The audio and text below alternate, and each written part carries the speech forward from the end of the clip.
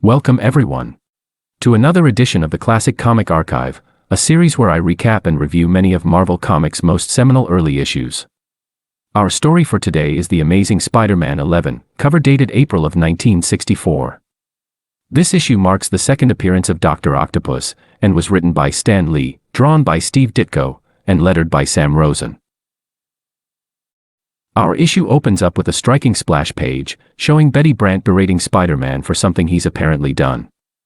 Looming ominously in the background is the shadow of Dr. Octopus, teasing the villain's coming battle with Spider-Man. But to understand why Betty's upset, and how Doc Ock is back to menace Spider-Man, we must first travel to the top-floor bedroom of a small house in Queens, New York. There we find Peter Parker, the brainy teenager who's secretly Spider-Man. He's deep in thought, as during the events of last issue, Betty Brant, the girl he loves, left town to deal with personal matters. But she refused to tell him why she was leaving, or where she was going, leading Peter to worry that she might be in serious danger. Taking his mind off of things is a sudden radio news bulletin, which reveals that Dr. Octopus, the nuclear scientist turned supervillain who Spider-Man fought in issue 3 of this series, has served the entirety of his prison sentence, and is thus due to be released. Peter's shocked to hear this news, as he knows that Doc Ock's too dangerous to be on the loose. So he decides to do something about it, as he suits up, and swings his way to the prison that Ock's being held at. Breaking into the prison, Spider-Man confronts its warden about Dr. Octopus's release. While the warden tells him that Ock's still behind bars, he's scheduled to be released that very night, and since he's served his time like any other inmate, they can't legally keep him imprisoned. The warden then tells Spider-Man to scram, as he's not gonna let some costumed adventurer tell him how to run his prison. So as Spider-Man disappointingly returns home, let's shift focus to Dr. Octopus himself. He's being kept in a specially constructed cell, reinforced with cement walls and bars. He's been spending his time in prison improving the dexterity of his mechanical arms, to the point that they can now light a match and a cigarette all on their own. He thinks that with these improvements, he'll never be captured again, as of course he plans to return to villainy once released. But he's still got a few hours left on his sentence, so let's shift focus back to Peter, who's tinkering with a strange device in his room. It's a miniature tracer, disguised as a live spider. It's so Peter can keep tabs on Dr. Octopus, and be notified when he's up to no good. But as ingenious as the invention might be, he still needs to find a way to discreetly attach it to Ock. So the issue shifts forward several hours into the prison, as Dr. Octopus walks out a free man. Watching from afar is Spider-Man, as he's waiting for his moment to attach the tracer. But one doesn't come, as Ock quickly gets into a waiting car, and drives off. While Spider-Man tries chasing after it, it's moving too fast for him to follow. Although he'd rather stick the tracer to Dr. Octopus himself, he settles on throwing it onto the car. But before we go any further, it should be noted that the one driving Doc Ock is none other than Betty Brant. This raises a myriad of alarming questions. Thankfully a few are answered as a road map accidentally falls out of the speeding car. Reading it, Spider-Man discovers that it's of Philadelphia.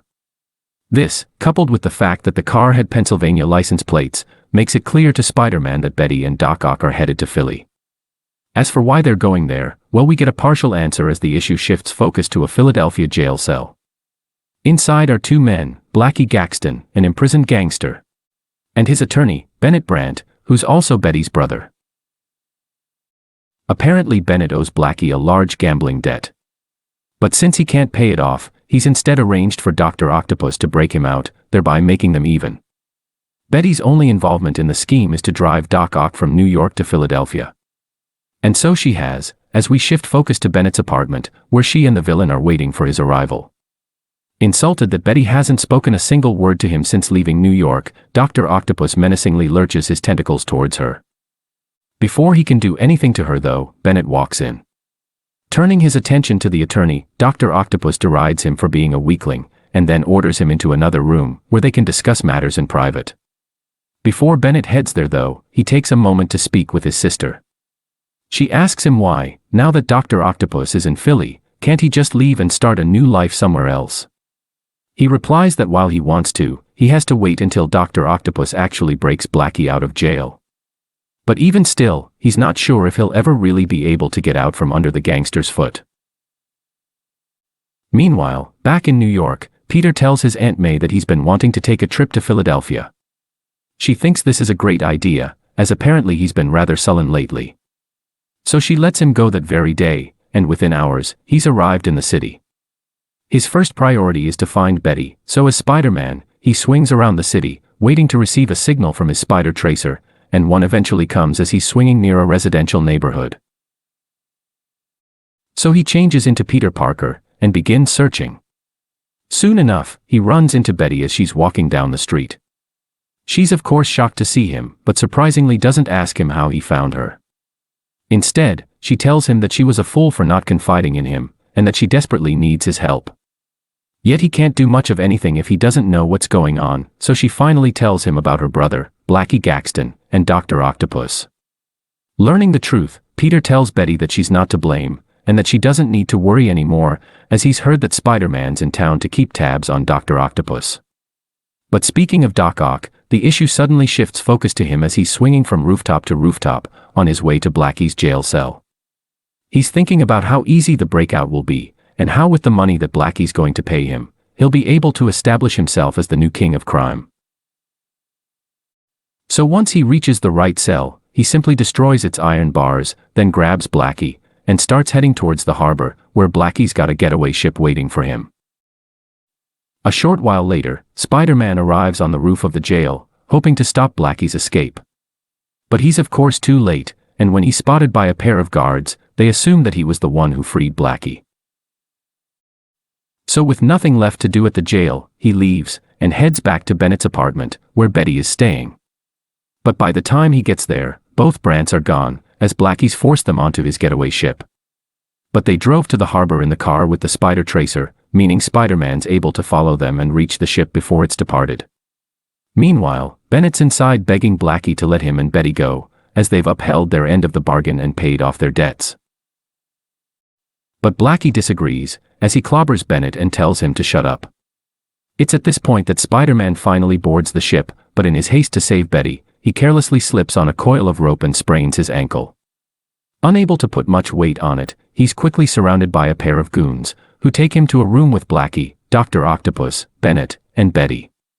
But instead of being impressed with his goons for capturing Spider-Man, Blackie derides them as fools, as they've just brought the most dangerous man in the city right to him. Well, that is if you're not counting Dr. Octopus, who tells Blackie not to worry, as he's been yearning for a chance to get his revenge on the wall crawler. But then, in a somewhat unsurprising twist, Dr. Octopus declares that he's taking over the ship, as since he knows that Blackie's money is on board, he no longer has any need for them. With everyone distracted by this declaration, Spider-Man decides to make his move, as even with a bad ankle, he tosses one of Blackie's goons into Dr. Octopus, sending them both tumbling into the lower deck. He then beats up a few more goons, and tries to stop Blackie from reaching for a gun. But he doesn't stop him in time, as Blackie grabs the weapon and starts shooting wildly. While he's trying to hit Spider-Man, most of them land in the direction of Bennett and Betty. Fearing that she'll be hit, Bennett bravely steps in front of his sister, and takes a bullet to the chest. As he then collapses to the ground, knowing he'll soon die, he tells Betty that it's better this way, as hopefully with his death she'll be able to move on with her life. Of course she doesn't see it that way, as she rushes over to Spider-Man, who briefly lets Blackie get away, and bitterly blames him for her brother's death. Thus we finally learn what she was so upset about in the opening splash page. But unfortunately Spider-Man doesn't have time to defend himself, as he races out to stop Blackie from escaping. Making it to the deck of the ship, Spider-Man, consumed with fury over Bennett's death, marches over to Blackie, and while ignoring the pain of his strained ankle, he mightily hurls him into a pair of goons, knocking him out. But just then, Dr. Octopus finally emerges from the bottom deck. At last he has his chance to get revenge on Spider-Man, as his writhing tentacles lunge towards the hero. Knowing he's doomed if he's caught in Ock's grasp, Spider-Man doesn't even bother fighting back, he just tries to keep his distance and swing away. But he can't keep swinging forever, so he takes a moment to catch his breath in an area under the upper deck. To his surprise, there's two of Blackie's goons down there. While he easily takes them out, he's not being careful, and further aggravates his sprained ankle, leaving him in even worse shape to battle Dr. Octopus. But at least he finally tries, as he attempts to catch Ock off guard by swinging to the deck behind him. But Ock is a calculating genius, and he sees the move coming. Thus Spider-Man's the one caught off guard, as Ock manages to snatch one of his arms in his mechanical grasp. But if there's one thing that Spider-Man's got on Dr. Octopus, it's that he's crafty and quick-thinking. Looking around the deck for anything to help him, he grabs a nearby rope and swiftly ties it around two of Ock's tentacles. Since they're tied up, and one's holding Spider-Man, he's left with only one free tentacle. But it alone cannot hold up his body, and thus he's forced to let the web slinger go, to avoid a fall. Once he regains his balance though, he still struggles to tear away the rope around his tentacles, giving Spider-Man a chance to escape to the lower deck, and then to the ship's engine room. Eventually though, Dr. Octopus breaks himself free of the ropes, and pursues Spider-Man into the cramped engine room, where he seemingly has the advantage. But again, the wall crawler makes the best of his surroundings, as he grabs a nearby fire extinguisher, and blasts Ock, blinding him in a cloud of chemical foam. Meanwhile, on the other side of the ship, two of Blackie's goons are plotting to steal the money that their boss was supposed to give to Dr. Octopus. To keep Spider-Man from stopping them, they decide to take a hostage. So they try to take Betty, but as soon as they get out to the ship's deck, they themselves are decked by Dr. Octopus. After he'd been blinded by the fire extinguisher, Spider-Man had left him to go find Betty. But he's recovered quicker than expected, and has managed to get to her first. He's just in time too, as approaching the ship is a smaller one, meant to pick up Blackie. He plans to board it himself instead, and like the goons, take Betty as his hostage. That last part shouldn't be too hard, as after nearly being kidnapped, the stress of the day's events finally caught up to her, and she fainted. Thus she's helpless to stop Ock from grabbing her, and tossing her into the getaway ship. But that's not actually what happens, as instead, Spider-Man comes in from out of nowhere and shoves him away from her. So Dr. Octopus abandons the idea of taking her hostage, as she'd just slow him down in defeating Spider-Man. He instead decides to speed things up, as he jumps onto the much smaller getaway ship, where the less room to maneuver will give him the advantage.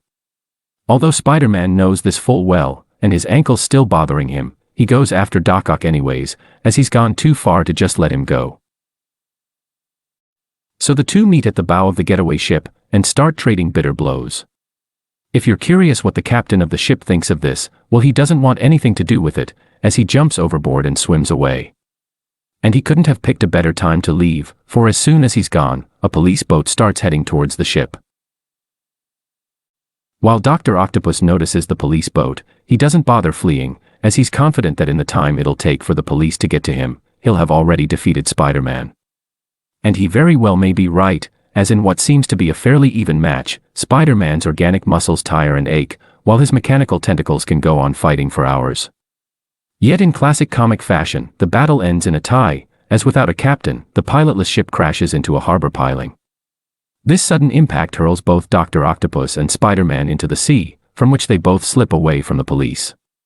But while Ock flees the scene altogether, Spider-Man stays a little while to make sure Betty's okay. And she is, although she's certainly reeling from the pain of losing her brother.